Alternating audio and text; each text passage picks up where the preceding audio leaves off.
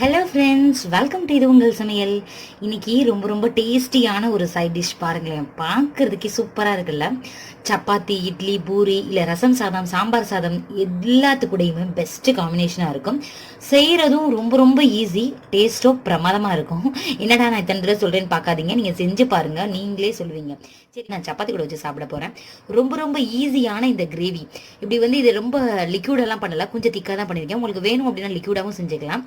சரி வாங்க, உருளைக்கிழங்கு கிரேவி ரொம்ப ஈஸியாக எப்படி பார்க்கலாம் அப்படின்னு சொல்லிட்டு சட்டுன்னு பார்த்துடலாம். ஒரு கடாய் எடுத்துக்கலாம். எடுத்துட்டு அதில் 2 டீஸ்பூன் எண்ணெய் சேர்த்துக்கோங்க. எண்ணெய் சூடாயிடுச்சு. இதில் ஒரு பிரியாணி இலை சேர்த்துக்கலாம். 1 டீஸ்பூன் சோம்பு, கொஞ்சமாக கல்பாசு, அப்புறம் நட்சத்திர சோம்புன்னு சொல்லுவோம் இல்லையா, அது கொஞ்சம், பட்டை கொஞ்சம். இப்போ இது எல்லாத்தையுமே சேர்த்துடலாம்.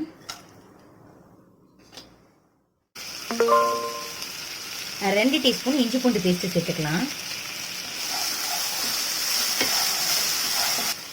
நான்ஸ்டிக்கில் நீங்கள் செய்கிறீங்கன்னா இஞ்சி பூண்டு பேஸ்ட் இப்போ சேர்த்துக்கோங்க. இல்லை நார்மலாக செய்கிறீங்க, நார்மல் கடாயில் செய்கிறீங்க அப்படின்னா ஆனியன் சேர்த்துட்டு அதுக்கப்புறம் சேர்த்துக்கோங்க, இல்லைன்னா உங்களுக்கு பிடிச்ச மாதிரி ஆயிரும்.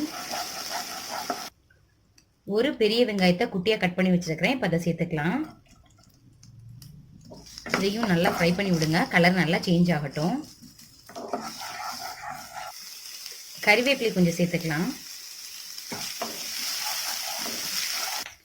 கலர் நல்லா சேஞ்ச் ஆயிடுச்சு பாருங்களேன். இந்த ஸ்டேஜில் ஒரு தக்காளியை நைஸாக அரைச்சி வச்சுருக்கிறேன். இதை சேர்த்துக்கலாம். நம்ம தேங்காய் வேறு எதுவுமே அரைச்சி ஊற்ற போகிறது இல்லைங்க.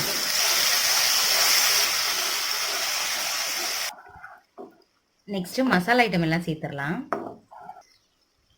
1 டீஸ்பூன் மிளகாய்த்தூள் சேர்த்துக்கோங்க.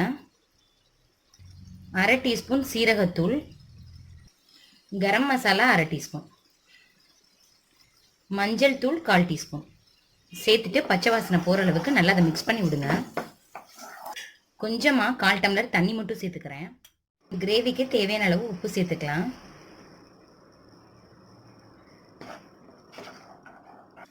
ஏற்கனவே 2 உருளைக்கிழங்கு வேக வச்சு வச்சுருக்கிறேன். அதை அந்த மாதிரி குட்டியாக கட் பண்ணி கையில் கூட மசிச்சு விடலாங்க. குட்டியாக கட் பண்ணி ஒரு உருளைக்கிழங்கு மட்டும் இந்த மாதிரி குட்டி குட்டியாக போட்டிருக்கிறேன். இன்னொரு உருளைக்கிழங்கு இருக்கு இல்லையா, அதை என்ன பண்ணிடணும், நைஸாக நம்ம தேங்காய் எதுவுமே அரைச்சி ஊற்றலை, அதனால் அதை கரைச்சி இதில் ஊற்ற போகிறோம். இந்த மாதிரி நீங்கள் மசிச்சு வச்சுக்கோங்க. இப்போ இதை சேர்த்துடலாம். நீங்கள் கையில் மசிச்சாலே வந்துடுங்க. இன்னும் கொஞ்சம் தண்ணி சேர்த்துக்கலாம். இது நல்லா ஒரு 2 நிமிஷத்துக்கு மட்டும் கொதிக்கட்டும். உருளைக்கிழங்குல நம்ம சேர்த்துருக்கிற காரம், அப்புறம் உப்பு, இது எல்லாமே உள்ளே ஏறணும். மசாலா ஐட்டம் எல்லாமே உள்ளே ஏறிச்சுன்னு வச்சுக்கோங்களேன், சூப்பராக இருக்கும். நீங்கள் உருளைக்கிழங்கை கட் பண்ணி தான் போட்டிருப்பீங்க. இந்த மாதிரி செஞ்சு பாருங்களேன், டேஸ்ட் அற்புதமாக இருக்கும். ஒரு 2 நிமிஷம் கொதிச்ச உடனே மல்லித்தலையை தூக்கிட்டு இதை ஆஃப் பண்ணிடலாங்க.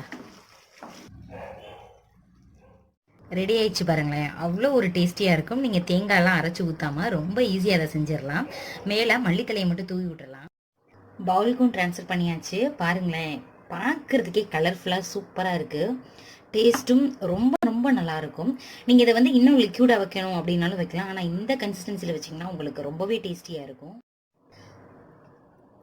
நீங்களும் இதே மாதிரியே செஞ்சு பார்த்துட்டு எப்படி இருந்துச்சு அப்படின்னு சொல்லிட்டு எனக்கு கமெண்ட் பண்ணுங்கள். உங்கள் ஃப்ரெண்ட்ஸ் அண்ட் ரிலேட்டிவ்ஸ் கூட ஷேர் பண்ணுங்கள். இந்த வீடியோ உங்களுக்கு பிடிச்சிருந்துச்சுன்னா மறக்காமல் இது உங்கள் சமையலுக்கு சப்ஸ்கிரைப் பண்ணுங்கள், லைக் பண்ணுங்கள். Thank you friends.